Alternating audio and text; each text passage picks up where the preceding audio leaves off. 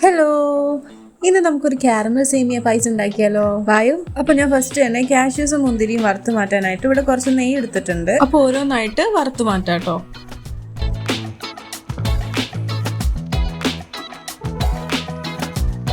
അപ്പൊ ഇനി നമുക്ക് സേമിയ ഒന്ന് വറുത്തെടുക്കാം. ഞാനിവിടെ 400 ഗ്രാം സേമിയ എടുത്തിട്ടുണ്ട്. ഇതുപോലെ ചെറിയ പീസസ് ആയിട്ട് എടുത്തതാട്ടോ. ഇതൊന്ന് വറുത്തെടുക്കാം. ഇത് മീഡിയം ഫ്ലെയിമിൽ ഒരു ഗോൾഡൻ കളർ ആവുന്നവരെ ഒന്ന് വറുത്തെടുക്കാട്ടോ. ഇനിയിപ്പോ ഞാൻ ഫ്ലെയിം ഓഫ് ചെയ്യാണ്. ഫ്ലെയിം ഓഫ് ചെയ്ത് കഴിഞ്ഞാലും കുറച്ച് സമയം ഇതൊന്ന് ഇളക്കിക്കൊണ്ടിരിക്കണേ. ഇനി നമുക്ക് പായസം ഉണ്ടാക്കാൻ വേണ്ടിയിട്ട് അടികട്ടിയുള്ള ഒരു പാത്രം വെക്കണം. കാരമൽ ആക്കാൻ വേണ്ടി ഞാൻ ഇതിലേക്ക് ഒരു ഗ്ലാസ് പഞ്ചസാര ആഡ് ചെയ്ത് കൊടുക്കുന്നുണ്ട്. ഇനി പഞ്ചസാരയൊക്കെ നന്നായിട്ടൊന്ന് ഉരുകി വരണം കേട്ടോ. ചെറുതായിട്ടൊന്ന് ഇളക്കി കൊടുക്കുക. പഞ്ചസാരയൊക്കെ ഉരുകി വന്നിട്ടുണ്ട്. ഇനി നമുക്ക് ഇതിലേക്ക് 50 ഗ്രാം ബട്ടർ ആഡ് ചെയ്ത് കൊടുക്കാം.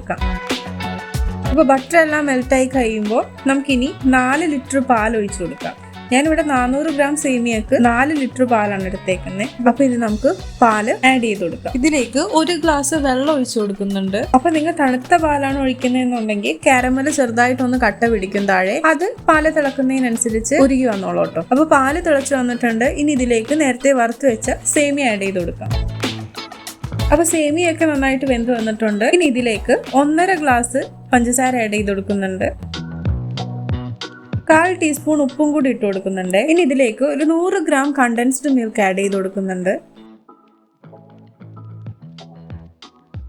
ഒരു 10 ഏലക്ക പൊടിച്ചെടുത്തത് ആഡ് ചെയ്ത് കൊടുക്കുന്നുണ്ട്. നേരത്തെ നമ്മൾ വറുത്ത് മാറ്റി വെച്ച കാഷ്യൂസും മുന്തിരിയും ഇട്ട് കൊടുക്കാം.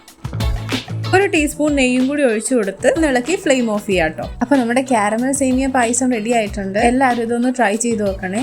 ഇഷ്ടമായ നമ്മുടെ ചാനൽ ഒന്ന് സബ്സ്ക്രൈബ് ചെയ്യണം കേട്ടോ. Thanks for watching.